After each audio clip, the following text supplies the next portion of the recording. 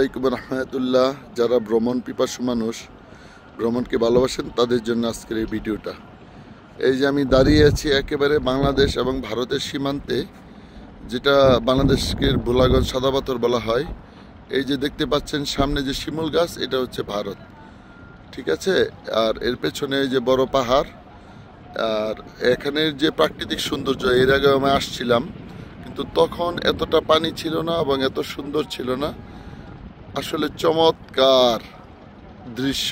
যেখানে দাঁড়িয়ে আছি এখান থেকে এক নজরে ভোলাগঞ্জ সাদা পাথর সব কিছুই দেখা যায়, ঠিক আছে। এই যে মাঝখানে দেখা যাচ্ছে কি না জানি না, মাঝখানে যে খালের মতো আছে, এটা দিয়ে ও পাশে নৌকা যাতায়াত করে। আর পর্যটনের নৌকাগুলো যে এখানে সারিবদ্ধভাবে রাখা হয়েছে। এই যে যে নীল ছাউনিগুলো দেখতে পাচ্ছেন, এগুলো পর্যটকদের জন্য। পর্যটকটা ভাড়া করে এখান থেকে ওই বিভিন্ন ওই যে নদী দেখতে পাচ্ছেন, নদীতে অসংখ্য হাজার হাজার নৌকা, ওদিক দিয়ে মানুষ ঘুরতে যায়।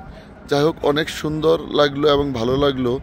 যারা ভ্রমণ ভালোবাসেন বা একটু সময় পান ঘোরাফেরার জন্য, আমি তাদেরকে বলবো আপনারা সিলেট, বৃহত্তর সিলেটে ঘুরতে আসবেন। কেননা বৃহত্তর সিলেটের প্রত্যেকটা জিনিস চমৎকার, সুন্দর এবং পরিষ্কার পরিচ্ছন্ন।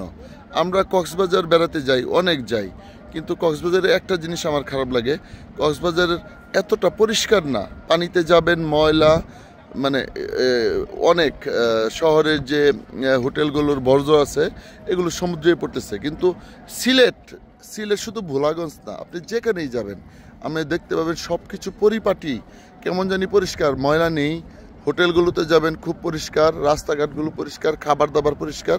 যাই হোক, যদি আমার এই ভিডিওটা ভালো লাগে অবশ্যই আপনারা শেয়ার করে দিবেন। আর এই দেখেন, দেখতে পাচ্ছেন পাহাড়ের উপরে ভারতের যে মানুষ আছে, শ্রমজীবী মানুষ আছে, এখানে থাকেন এবং অত্যন্ত সুন্দর। সবাইকে ধন্যবাদ। ভালো লাগলে ভিডিওটা শেয়ার করে দিবেন। ধন্যবাদ। আসসালামু আলাইকুম।